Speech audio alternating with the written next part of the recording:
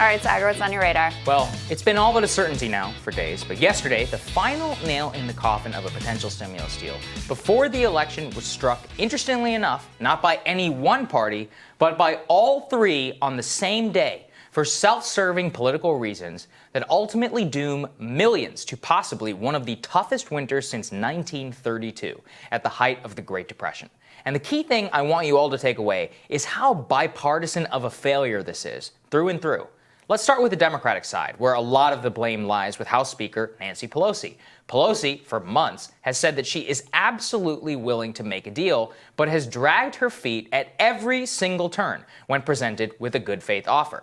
This became most clear in the last month after Trump panicked at the prospect of not getting a stimulus bill and basically told Treasury Secretary Steve Mnuchin to give Pelosi whatever she wanted. They countered with approximately $1.8 trillion, a number that Senate Republicans didn't even support. She turned it down time after time after time. Even after the White House went up to $2 trillion, we saw her quibbling over language that has nothing to do with stimulus payments to American citizens or for unemployment relief to the 30 million currently on the rolls. She pointed to contract tracing. Then she pointed to election monitoring. Then some obscure parts of state and local relief. And then, closer the election day started to come, she made up even more excuses. She came up with her final excuse Monday night on Chris Hayes' show, when she laid out her final objection to the bill. You won't even guess what it is. Let's take a listen. Public sentiment is everything, the public weighing in. Now, again, this was big with Mark Meadows saying, we didn't intend to control this. So that gave us much more leverage. But the fact is, we have to control the virus. We have to control the virus. But in addition to that, we cannot sell our souls. Just say, okay, well, let's just do it whatever way they want to do it. We'll do it again. No. We've got to crush the virus. We've got to have our children safely in schools. We've got to insist that as people are going into poverty, we are asking for them for earned income tax credit, child tax credit, all these things that take people out of poverty. They're insisting on keeping their big tax cut, $150 billion for the wealthiest people in the country. So there it is. Pelosi tells Chris Hayes that Democrats could not sell their souls on a coronavirus relief bill over objections on the earned income and child tax credits. Look, I am not saying these things are not important, but give me a freaking break. In the middle of a pandemic, in the middle of the worst economic crisis since the Great Depression, that's what we're holding up $2 trillion of substantive relief for tens of millions of people over? It was a cynical play from her from the very beginning. And I hope she can sleep in her multi-million-dollar mansion and eat her expensive ice cream in peace, knowing that she held up relief, possibly until February, all to ensure an already possible Joe Biden victory, less than a week from right now. But of course, Pelosi is not the only other villain in this tale. I haven't even gotten to Mitch McConnell and Donald Trump. Trump himself also officially killed the idea of stimulus yesterday before departing for one of his rallies. Let's take a listen. After the election, we'll get the best stimulus package you've ever seen. Because I think we're going to take back the House because of her. I think you have a lot of congressmen and women, Republicans, that are going to get elected. We'll take back the House. After the election. And he thinks Republicans are going to take back the House. Unfortunately, that is delusional. It is not going to happen. And even worse, it shows a common theme of his handling of economic stimulus. He wished the pandemic would just go away, and then it didn't. Then he wished for economic recovery, but didn't work that hard to actually get any of it done. Time after time after time, we told you the chief impediment to a deal outside of Pelosi was not even Democrats, but the Senate Republican caucus, and that the only person capable of actually making those people abandon their insane economic ideology was Donald Trump. If he'd actually cared to get anything done, he could have pressed them, not at the last minute in October, but in May or June or July, and he didn't do that. He talked a big game, but he didn't deliver. And for a lot of people, they're going to remember that on Election Day. And of course, we're going to end with our very last villain, Mitch McConnell, who in many ways is the victor of this story. And so many of us are the losers. McConnell is an economic libertarian, and more critically, he is somebody who values consensus in the Republican Party, no matter whether that consensus is good or bad. He never wanted to spend more than $1 trillion. And after an attempt at that failed earlier in the year, he just said, all right, you know what? I'll do what my caucus wants. And it turns out the median Republican senator not only doesn't want to spend $1 trillion, the highest they're willing to go is $500 billion. So McConnell, the supposedly master politician, just threw up his hands. He said, okay, that's our position. And he poo-pooed any potential deal with Nancy Pelosi from the sidelines. Yesterday, could almost barely contain his nonchalance that it didn't work out when talking to Politico, saying, quote, that was a very complicated negotiation, depending on who you talk to. I'm not sure they ever got very close. That's it. No concerns, no lamentations for people, nothing. That is while the New Yorker describes yesterday how in his home state of Kentucky that so many were thrown out of their homes that lost unemployment money were left wondering if anything would ever come. And the heartbreaking story there tells of a family who slowly loses everything around them in the eastern part of the state, is unable to access public support, and is now left with a half tank of gas that they can't refill. If any money comes in, they'll be able to buy some more gas to transport for furniture and save themselves some money that they really need. But until then, they are left quite literally in the cold.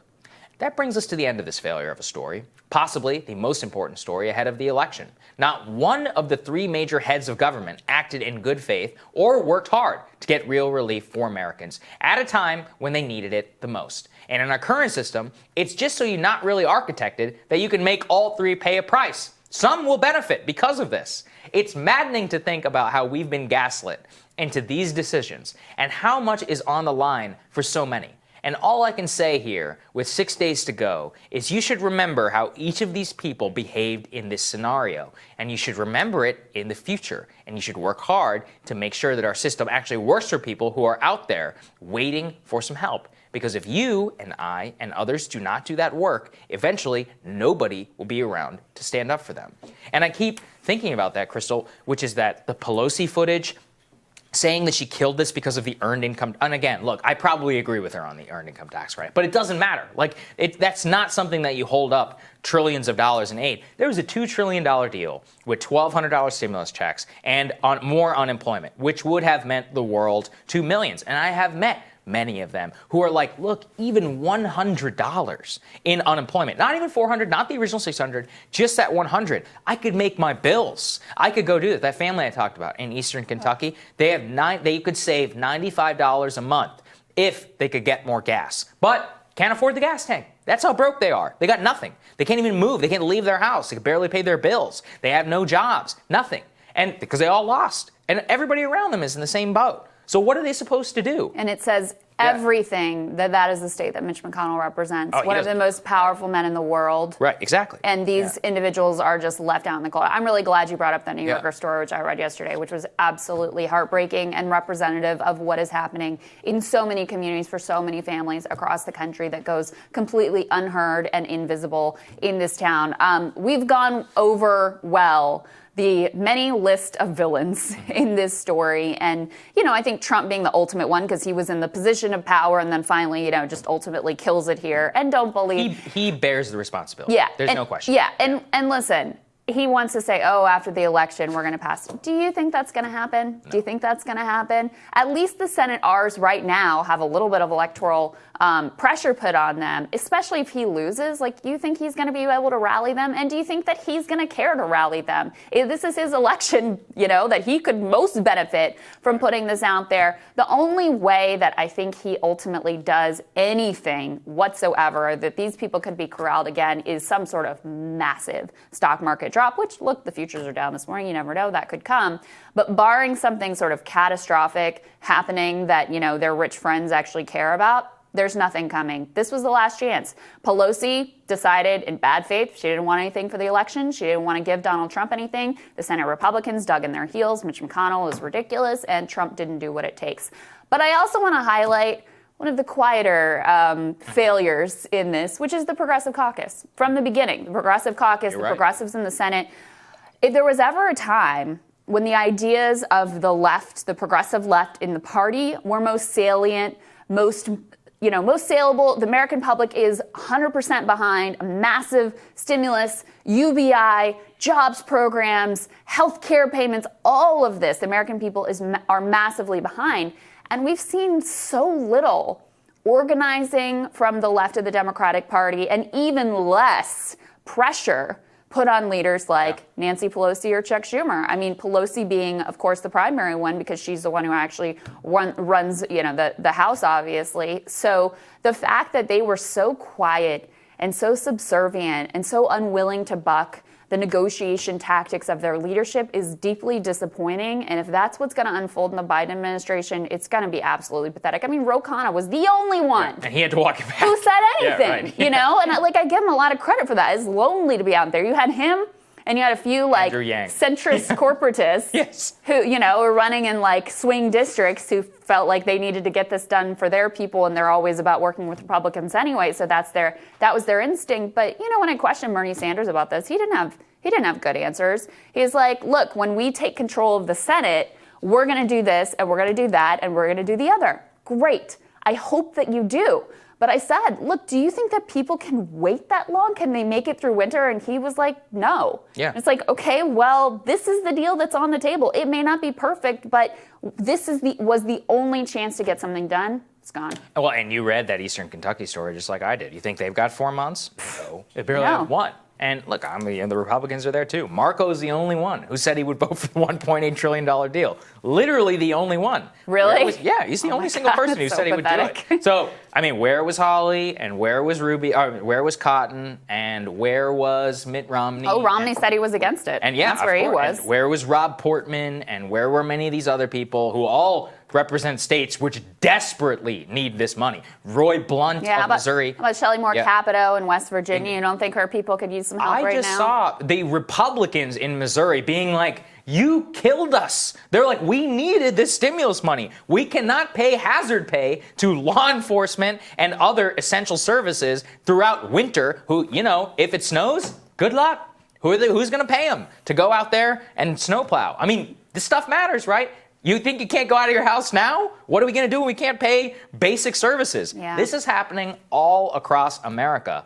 We were resilient. I actually didn't think we would make it this far. It's been, 7, 8 months. Yeah. But look, the clock, it comes. It's ticking. And more you get through winter. And as longer you don't have more money into the system, no system in the world can go through that. Nothing can withstand this amount of a crunch for so long with no cash. Last time we had real economic stimulus was March. The CARES Act. The last time people got checks was 8 months. $1,200 is a lot of money for a lot of people, but not for that long. And they need it, and it's not coming. Very depressing. All right, I'm looking forward to your radar next, Crystal.